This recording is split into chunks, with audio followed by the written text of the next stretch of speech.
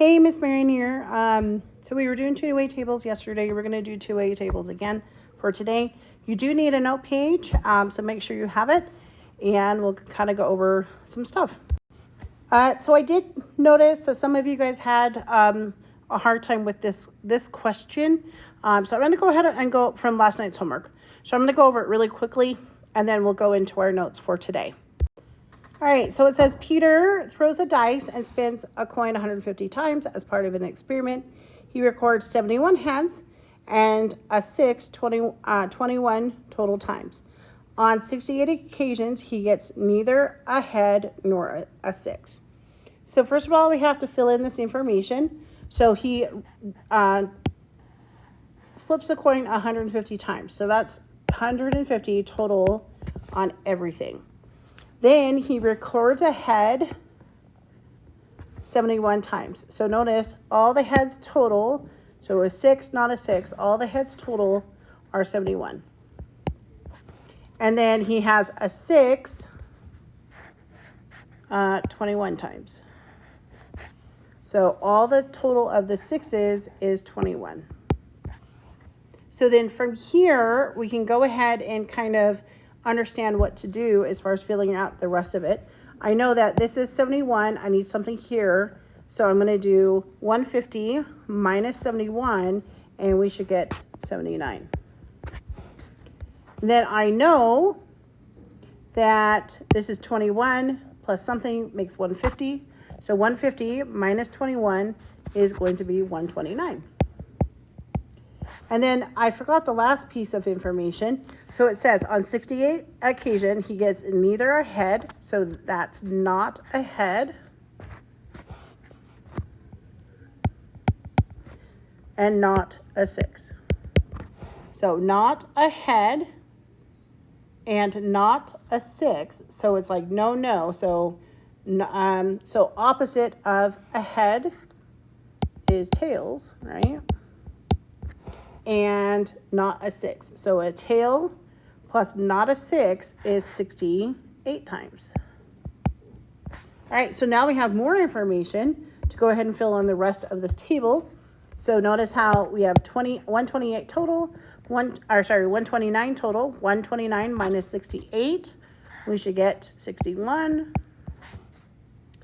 And I notice here adding these two together should make 79. So 79 minus 68 is 11. And then we have 71 minus 61 makes 10. So this is our table for number 3 on our homework from last night. All right, so now you should have a note page. We're going to do relative frequency by a relative frequency table by row, and then we're also going to do it by column. By row is the side-to-side stuff. So we're still going to go ahead and we're going to make our table. So we have has cell phone, doesn't have cell phone. Okay, and then we have 10 to 12, 13 to 15, and then 16 to 18. Okay, so we're doing it by row, so we're going to be using these totals to go ahead and fill in the rest of this table. So we want to go ahead and we want to 10 to 12 has a cell phone. So we're going to say 25 over the 60. So we're going to say 25 divided by 60. And if we do that and we round it, we're going to get 42%. And then we're going to say 35 divided by 60. And we round that, it should be 58%. And then notice how if we do 42 plus 58, all of it should equal 100%. Now let's do the 13 to 15-year-olds. So we're going to say 40 and then divided by 50. So we say 40, and then the row total is 50. Divide that out, round it, we should get 80%. And then we're going to have 10 divided by 50. Divide that out, we should get 20%. Now remember, when we are doing these, we are dividing them, but we just want the 2 decimal places is what makes our percentage. And so we need to make sure we have that as far as the division part. Okay, so make sure you have 2 decimal points. And then let's go ahead and do the last one. We have the 16, 18-year-olds. We have 50 divided by the row total, which is 60. Divide that out, 50 divided by 60. It's 0.83, so we're going to round it, so it's going to be 83%. Remember, we'll only use 2 decimal places and then make it a percentage.